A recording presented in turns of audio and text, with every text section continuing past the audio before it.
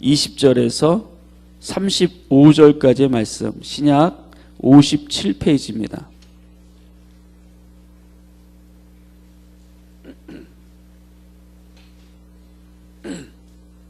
신약 57페이지 마가복음 3장 20절에서 35절까지의 말씀을 한 절씩 교독하여 읽고 우리 마지막 절은 한 목소리로 합독하겠습니다. 제가 먼저 읽겠습니다.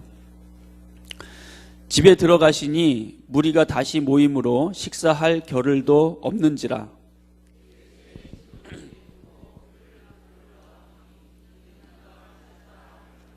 예루살렘에서 내려온 서기관들은 그가 바알세불이 집혔다 하며 또 귀신의 왕을 힘입어 귀신을 쫓아낸다 하니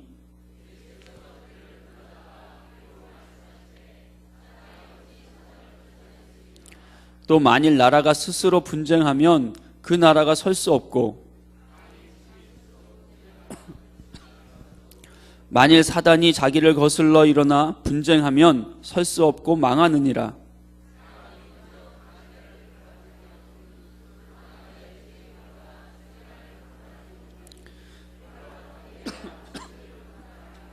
내가 진실로 너희에게 이르노니 사람의 모든 죄와 모든 모독하는 일은 사하심을 얻되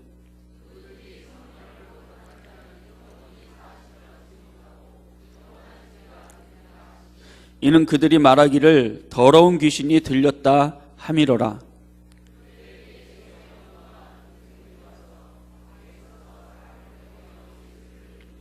무리가 예수를 둘러 앉았다가 여짜오되 보소서 당신의 어머니와 동생들과 누이들이 밖에서 찾나이다. 둘러 앉은 자들을 보시며 이르시되 내 어머니와 내 동생들을 보라.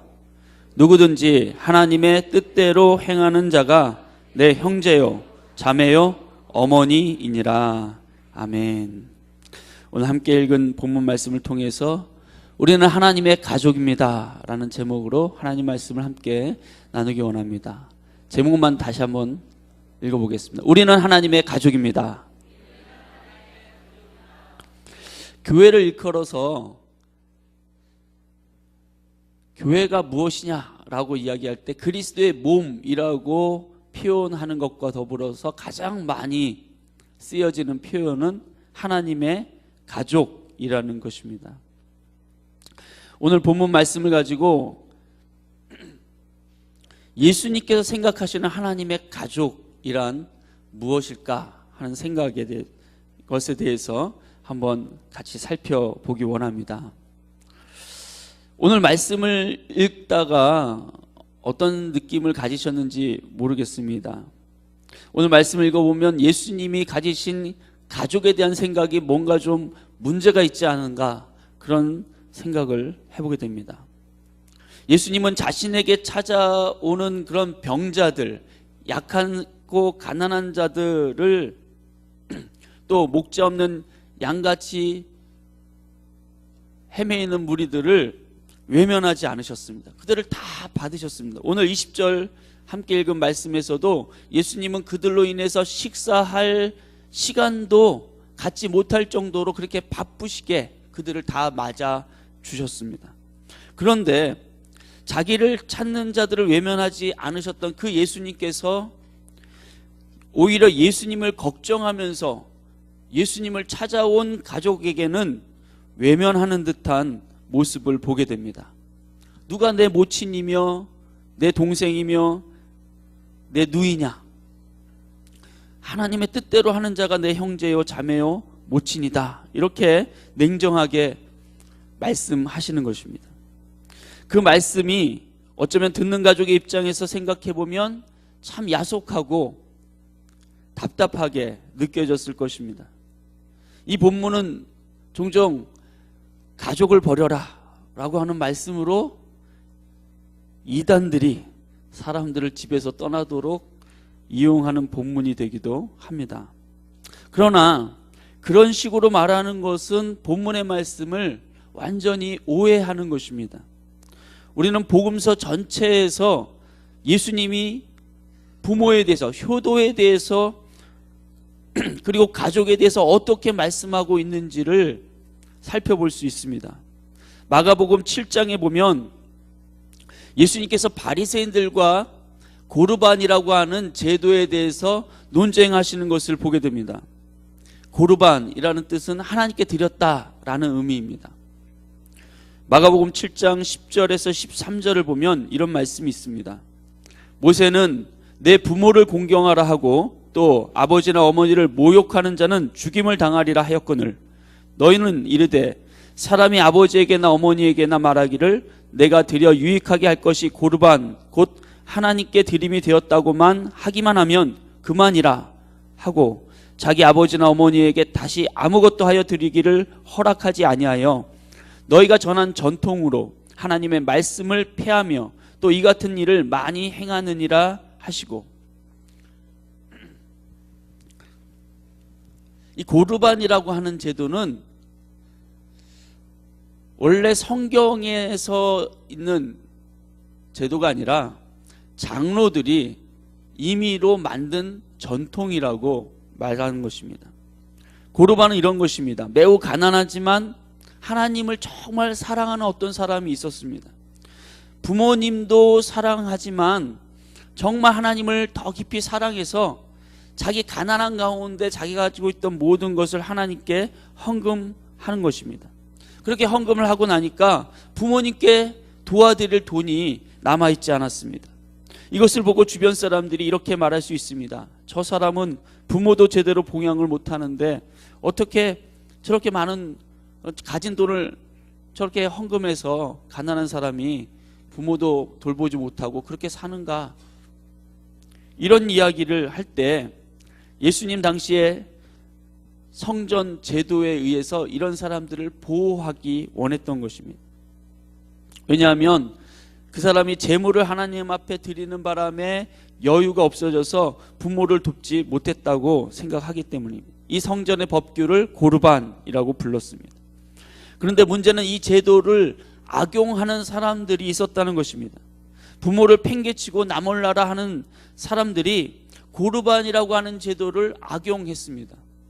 부모를 섬기지도 않고 모른 척하다가 주변 사람들이 어떻게 너는 부모에게 그럴 수 있느냐 이렇게 얘기하면 그들은 고르반을 핑계 삼아서 나는 하나님께 많은 물질을 드렸기 때문에 부모님 도와드릴 돈이 없습니다 라고 대답했다는 것입니다.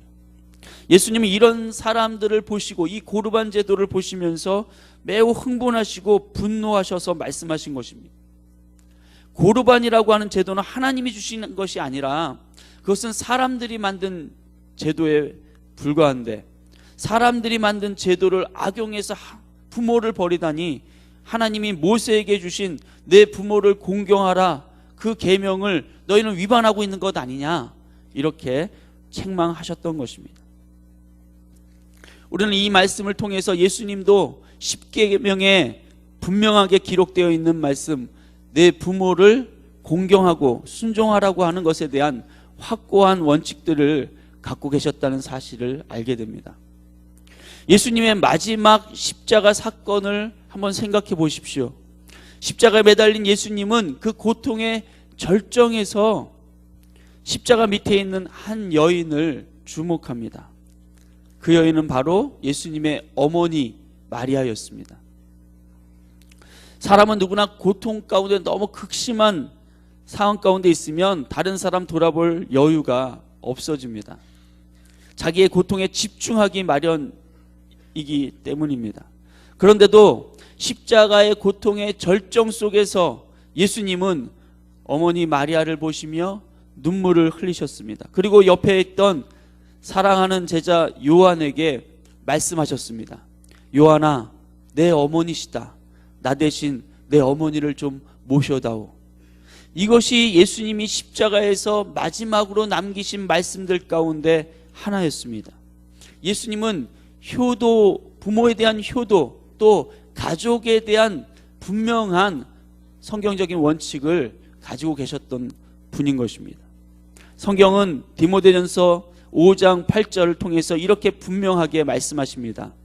누구든지 자기 친족, 특히 자기 가족을 돌아보지 아니하면 믿음을 배반한 자요 불신자보다 더 악한 자니라 라고 말씀하십니다. 그렇다면 오늘 설교 말씀의 본문으로 삼고 있는 아까 읽었던 그 예수님의 말씀은 우리가 어떻게 이해해야 할까요? 본문의 사건과 교훈을 예수님께서 주신 이유가 어디에 있을까요?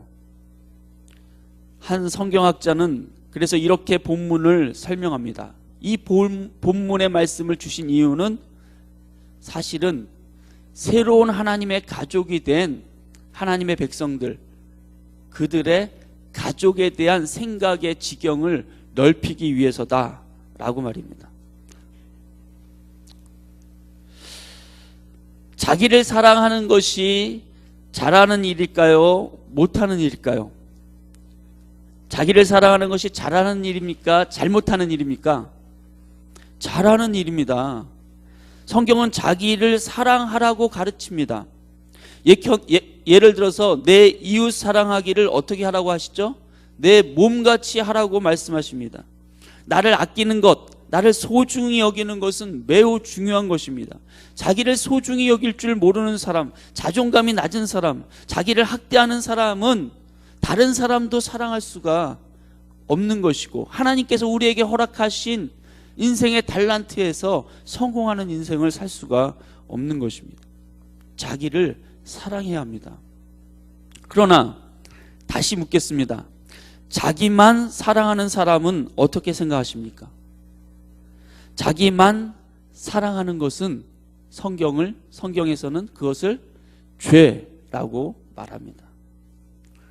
나를 너무 사랑한 나머지 이웃들을 몰라라 한다든지, 자기의 유익을 위해서는 이웃을 밟아버린다든지, 이웃에게 피해를 입히는 것은 죄입니다. 자기 사랑은 필요한 것이지만 자기만 사랑하는 것은 죄라는 것입니다. 민족을 사랑해야 합니까? 사랑하지 말아야 합니까? 우리 민족을 사랑해야 합니까? 사랑하지 말아야 합니까? 사랑해야 합니다. 우리는 누구보다 이 나라 이 민족 가운데 하나님이 특별한 계획과 섭리 가운데 우리를 두신 것으로 인정하고 대한민국을, 또 우리 민족을 누구보다 사랑해야 합니다. 그것은 그리스도인의 국가적인 의무이기도 한 것입니다. 그것은 필요한 일이고 중요한 일입니다. 그러나 이런 것은 어떻게 생각하십니까? 자기 나라, 자기 민족만 사랑해서 자기 나라의 이익을 위해서라면 이웃 나라 정도는 쉽게 짓밟아 버리려고 하는 것입니다. 이것은 성경에서 죄라고 말하는 것입니다. 세계 대전을 일으켰던 독일과 히틀러의 생각이 바로 자기 민족만 우월하다고, 자기 민족만 사랑하고 자기 나라의 유익을 위해서라면 다른 민족과 다른 나라의 고통은 얼마든지 괜찮다고 생각했던 것입니다. 오늘날 기독교 신학에서 우리가 경계해야 할 사상 중 하나는 자민족 중심주의라고 합니다. 자기 민족, 우리 민족만 뛰어나고 대단하다, 우리 민족만 선택된 민족, 선민이다 라고 하는 생각을 경계해야 된다고 얘기합니다. 그것이 사실은 이스라엘 민족이 하나님께로부터 책망받았던 이유였기도 했었습니다. 자기 민족만 알고 자기 민족을 위해서 이웃 나라 정도는 얼마든지 피해를 입어도 괜찮다고 하는 생각은 절대 하나님의 뜻이 아닌 것입니다. 그것은 오히려 죄입니다. 그렇기 때문에 이제 질문을 바꿔 생각해 볼 수 있습니다. 가족을 사랑해야 합니까? 사랑하지 않아야 합니까? 당연히 사랑해야 합니다. 문제는 자기 가족만 사랑하는 것은 죄라는 것입니다. 그것은 잘못입니다. 내 가족의 유익을 위해서 이웃은 얼마든지 무시할 수 있다는 태도, 그것은 죄악인 것입니다. 우리는 가족에 대한 생각을, 가족에 대한 관점의 지경을 넓힐 수 있어야 되고, 예수님이 그것을 지금 넓혀 주시기 원하시는 것입니다. 이 말씀이 있기 바로 앞에 있었던 사건이 뭐냐면, 예수님께서 바로 12명의 제자를 세우시는 일이었어요. 새로운 하나님 나라 가족 공동체를 세우시고 그 다음 본문이 이 본문인 것입니다. 우리는 어떻게 하나님의 가족이 될 수 있을까요? 우리가 복음을 듣고 예수님을 구세주로 영접하는 순간 우리에게 일어나는 놀라운 사건이 있습니다. 그것은 온 세상을 창조하신, 온 우주를 창조하신 그 하나님을 아버지라고 부르게 된 것입니다. 저도 하나님을 아버지라고 부르는데 우리 청년들도 하나님을 아버지라고 부릅니다. 그래서 파주에 있는 어떤 청년 하나는 저에게 목사님도 하나님을 아버지라고 부르고 나도 하나님을 아버지라고 부르는데 그런 목사님은 제 형이네요. 이제부터 형이라고 부를게요. 형. 이렇게 가끔 농담 삼아 이야기하는 청년이 있습니다. 그럴 만한 청년은 한 사람밖에 없는데 어쨌든 이것은 진리이기도 한 것입니다. 역사의 주인이며 전능하신 하나님을 아버지라고 부르는 모든 사람들은 형제 자매 관계에 있는 것입니다. 다시 말해서 우리는 하나님 나라의 로열 패밀리, 황제의 가족인 것입니다. 이것은 혈통, 혈연 관계를 초월한 것입니다. 그리고 인종도 초월합니다. 예수님을 믿는 모든 사람들은 그리스도 예수 안에서 한 가족이 되어 살 수가 있는 것입니다. 이것을 하나님의 영적인 가족이다라고 부를 수 있습니다. 이것은 굉장한 특권입니다. 사람들은 어렸을 때 왕자나 공주가 되는 꿈을 꿉니다. 실제로 우리는 예수님을 영접한 순간 하나님 나라의 왕자와 공주가 되어준 줄로 믿습니다. 그래서 예수 그리스도 안에서 우리의 자존감, 우리의 자부심 얼마나 크고 놀라운 것인지 모릅니다. 그러나 중요한 것은 어떻게 하나님의 자녀, 예수 그리스도의 제자다운 제자, 하나님의 영적 가족이 될 수 있을까요? 하나님의 가족이 되기 위한 가장 중요한 과정이 무엇일까요? 하나님의 가족이 되려면 영적인 체험이 있어야 합니다. 우리는 체험, 그러니까 어떤 느낌을 생각을 하지만 체험은 사실 느낌으로만 얘기하기에는 너무 협소한 것입니다. 사실은 이 시간에 이렇게 앉아서 하나님의 말씀을 듣는 가운데 있는 것도 일종의 체험하고 있는 거죠. 말씀을 듣고 알아가는 과정도 체험이라고 할 수 있습니다. 특별한 어떤 영적 체험이 있어야 됩니다. 사람들은 기독교 신앙의 문을 두드리는 순간부터 많은 신앙의 체험의 시간들을 보내게 됩니다. 어떤 친구들은 중고등부 가운데 우리 어른들과 함께 예배드리다가 예배 시간에 성도님들이 막 방언하는 거 보면서 굉장한 문화 충격을 받습니다. 이게 뭔가 이단인가? 체험을 많이 하네. 새로운 체험을 아직 모르는 세계가 많은 거죠. 기독교 신앙은 실로 다양한 영적 체험이 있습니다. 사람마다 체험이 다릅니다. 체험의 다양성이 있습니다. 어떤 체험은 나에게 필요하지만 다른 사람에게는 필요 없는 그런 체험도 있습니다. 또 어떤 사람에게는 귀신을 대적하고 승리하는 체험이 있을 수 있지만 또 어떤 사람에게는 선교지에서 영혼들을 돌아보며 하나님의 사랑을 깊이 경험하는 그런 체험도 있는 것입니다. 저희 어머니께서는 신앙의 1세대로서 귀신과의 영적 전쟁을 그렇게 많이 치르셨습니다. 너무 많이 그런 이야기를 듣게 되었습니다. 꿈속에서 자주 구렁이가 나오고 귀신이 나오고 어떤 영적인 존재 나와가지고 싸우고 어쩌겠고 무슨 슈퍼맨이 날아다니는 것처럼 중국 무협지 영화를 보는 것처럼 그런 체험들을 잠자면 꿈에서 또는 기도 가운데 환상 가운데 입신을 경험하기도 하고 여러 가지 그런 체험을 하셨습니다. 그러나 저에게는 사실 그런 경험이 없습니다. 어머니시니까 그런 말을 들으면 아, 그런 게 진짜 있는가 보다. 우리 엄마가 나한테 개인적으로 뻥을 치시진 않을 테니까 진짜 경험하셨으니까, 체험하셨으니까 얘기하는가 보다. 제가 이렇게 받아들이지만 저는 사실 그런 이야기를 잘 모릅니다. 누군가 그런 이야기들을 하면 아, 그런 세계가 있다라는 것 정도는 알지만 저는 잘 이해가 안 되는 그런 사람이었습니다.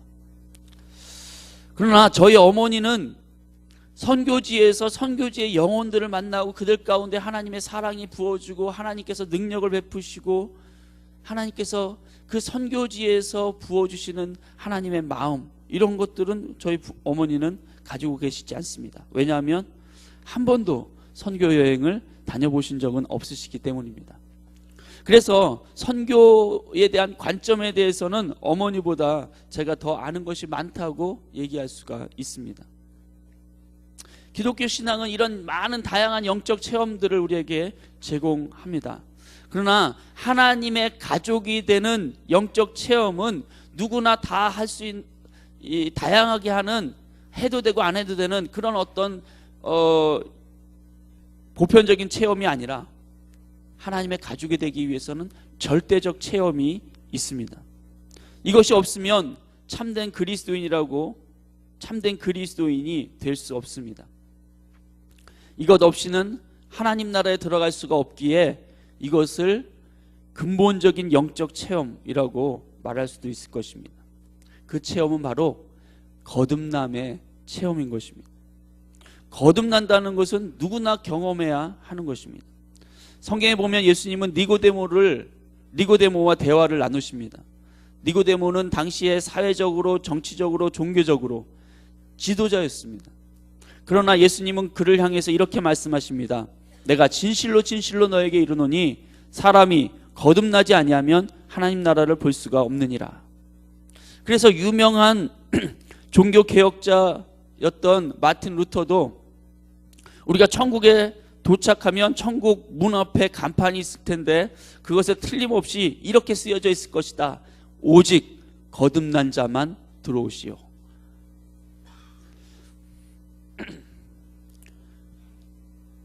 백여 년 전 영국과 미국에서 활동했던 위대한 전도자 가운데 존 웨슬리와 쌍벽을 이루었던 조지 휘필드라고 하는 분이 있습니다.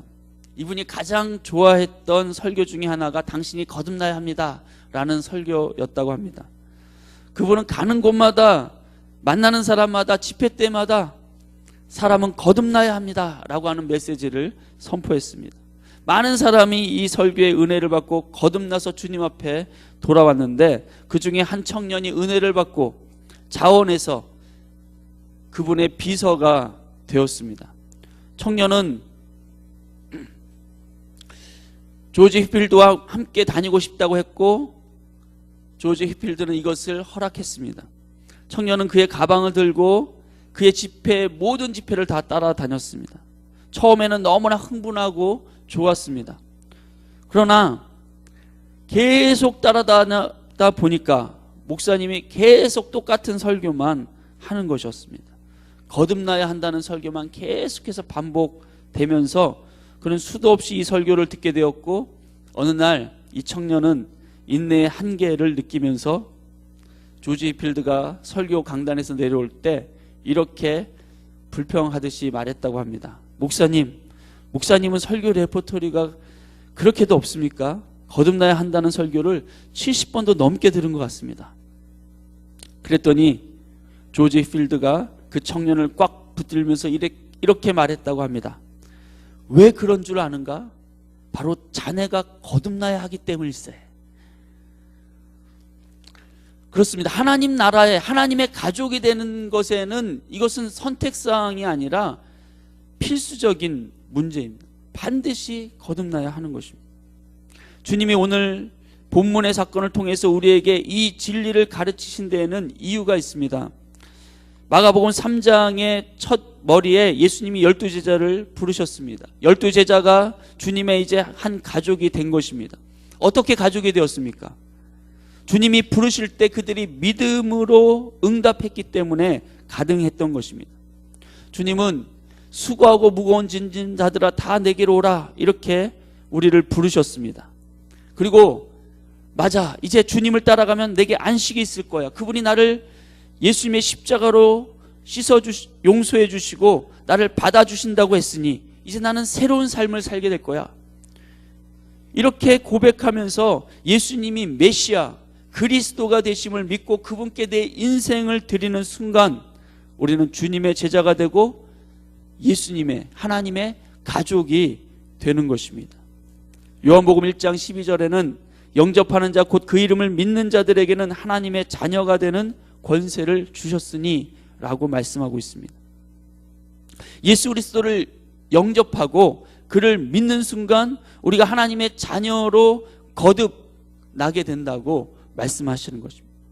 거듭난다는 것은 어려운 일이 아닌 것입니다. 예수님을 믿고 마음으로 영접하며 예수께서 나의 구원자이시고 이 세상의 창조주이심을 믿는 믿음 가운데 우리는 하나님의 자녀가 되는 것입니다.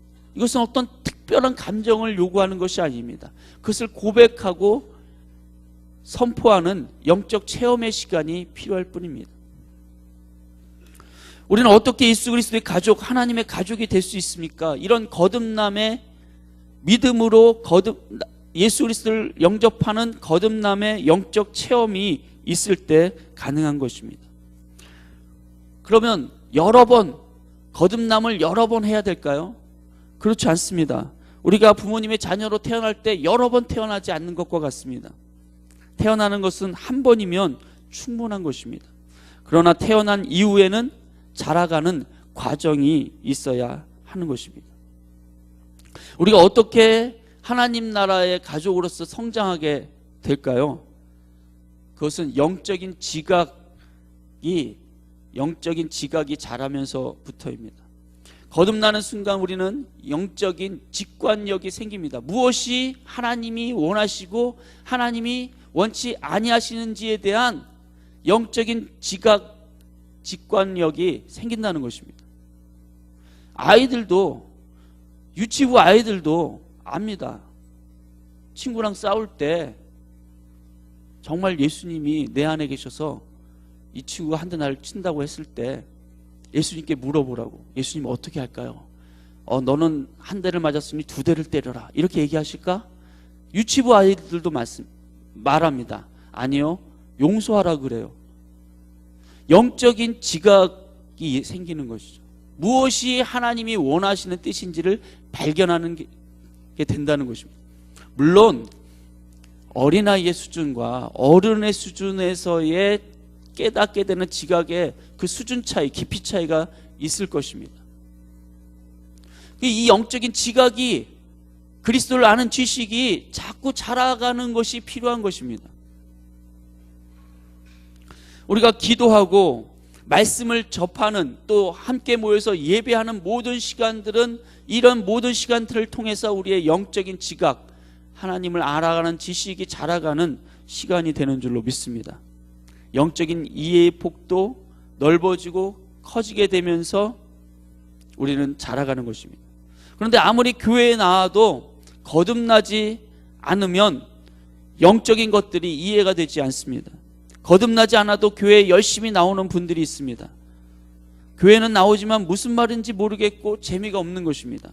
그런 분들도 어쨌든 교회는 열심히 나오시기를 예수님의 이름으로 부탁드립니다. 왜냐하면 복음을 듣고 거듭날 기회가 주어지게 되기 때문입니다. 그러나 확실히 알아야 합니다. 거듭나야지만 영적인 지각이 생기기 시작하는 것입니다. 거듭난 아이들은 영적인 지각 속에서 예수님이 무엇을 원하시는지를 알게 됩니다. 그리고 그것에 순종하려고 하는 것이죠. 그것이 거듭난 사람들인 것입니다.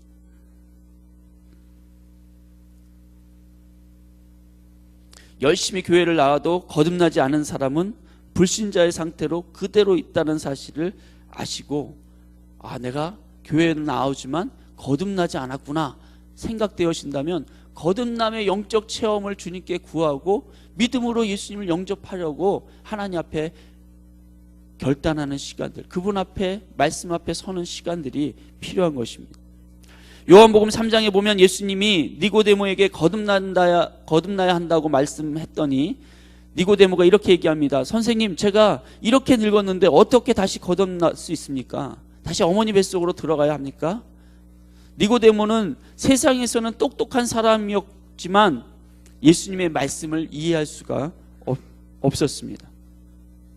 요한복음 6장에서도 예수님께서 오병이어의 기적을 일으킨 후에 내가 생명의 떡이다, 내가 하늘에서 내려온 떡이다, 나를 먹는 자는 영생을 가질 것이다, 이렇게 말씀을 전했더니 사람들의 반응이 어떻습니까? 저 사람이 자기를 잡아먹으라고 하는가? 도무지 이해가 되지 않았습니다. 거듭남이 없는 사람들은 영적인 세계가 이해가 되지 않는다는 것입니다. 오늘 본문에도 예수님을 이해하지 못하는 사람들이 있었습니다. 마가복음 3장 21절과 22절을 같이 보겠습니다. 같이 한번 읽어볼까요? 시작. 예수의 친족들이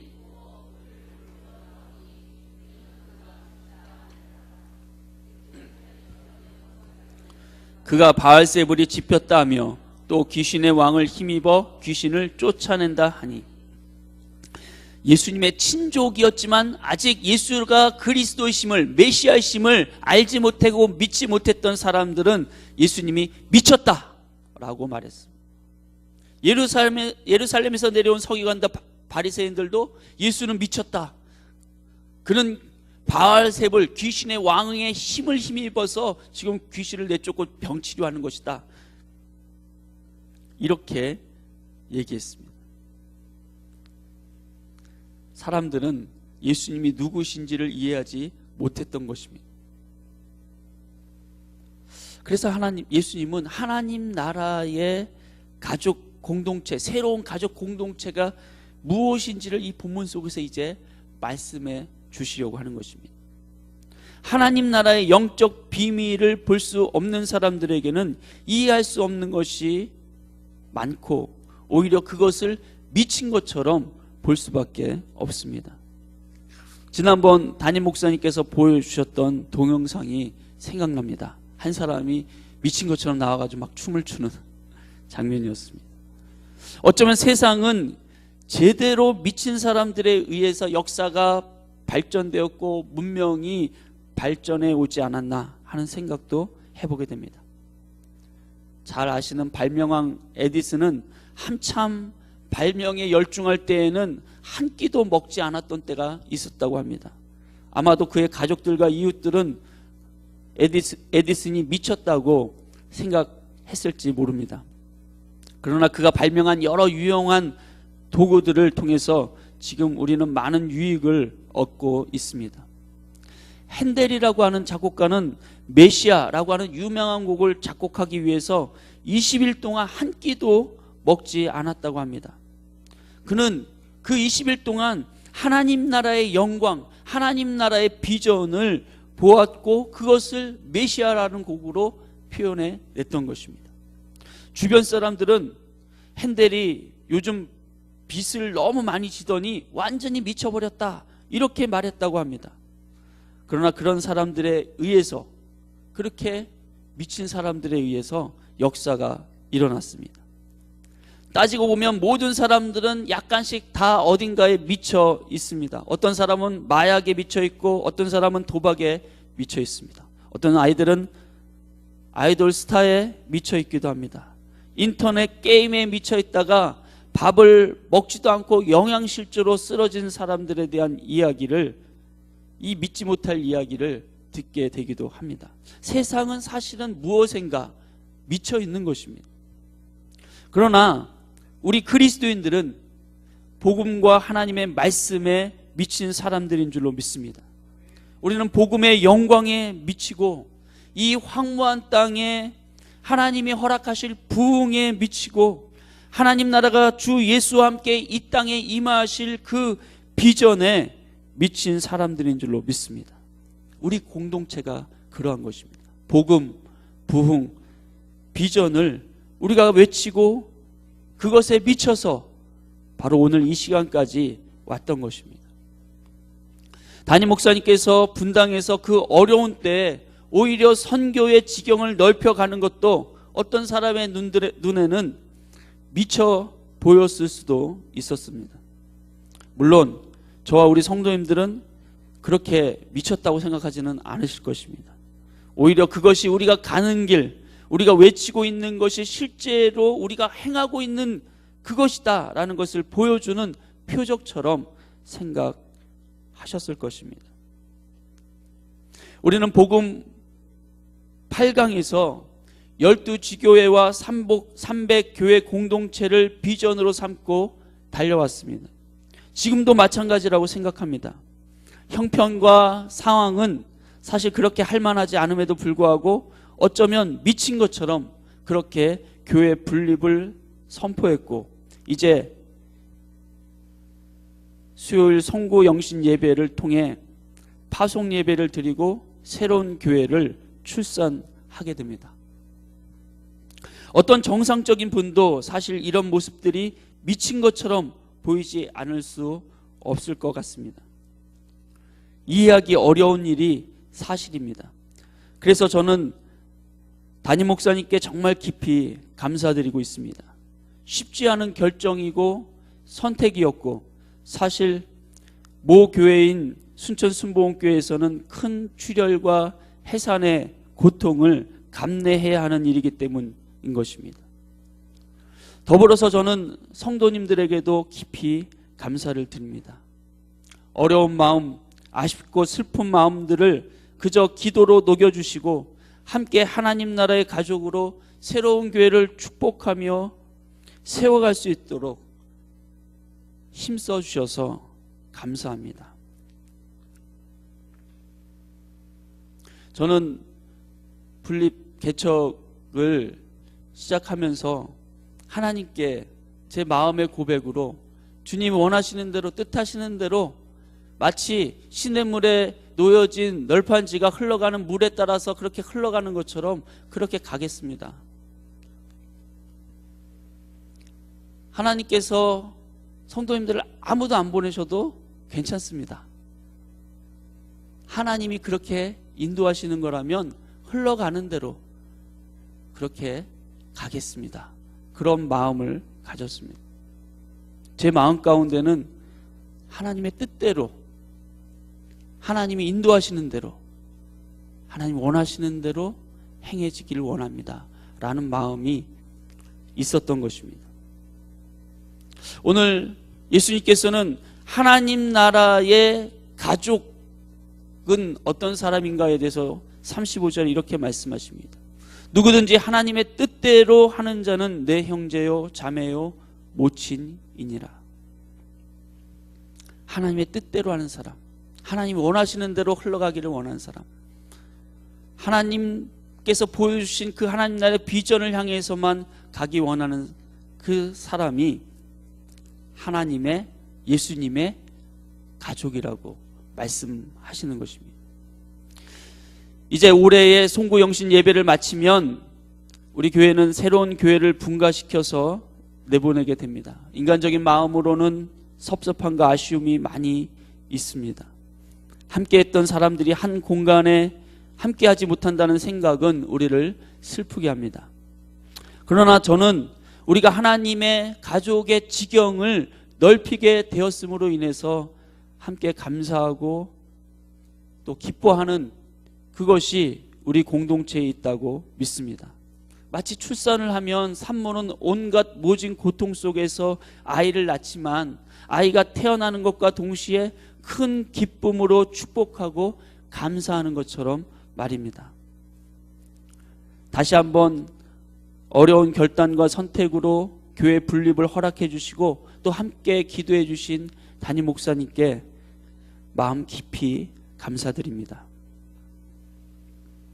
목사님과 함께 계속 월드비전 공동체를 통해서 하나님 나라의 비전을 향해서 동일한 믿음의 걸음을 걷게 되기를 원합니다. 그리고 성도님들께도 정말 마음으로 깊이 다시 한번 감사드립니다. 목사님과 함께한 시간이 20년입니다. 목사님과 함께한 시간이 20년이라면 성도님들과 함께한 시간도 17년입니다. 1998년 3월에 순천에서 서울에서 순천에 내려온 31살 풋내기 전도사를 지금 이만큼까지 키워주신 분들이 바로 여기 계신 권사님들, 집사님들, 성도님들이십니다. 제 입장에서도 30대, 40대에 인생의 황금 같은 시간을 헌신했던 장소가 바로 순천 순복음교회입니다. 저의 모태, 어머니의 탯줄과 같은 곳이 이곳이라고 얘기할 수밖에 없는 것입니다. 우리 안에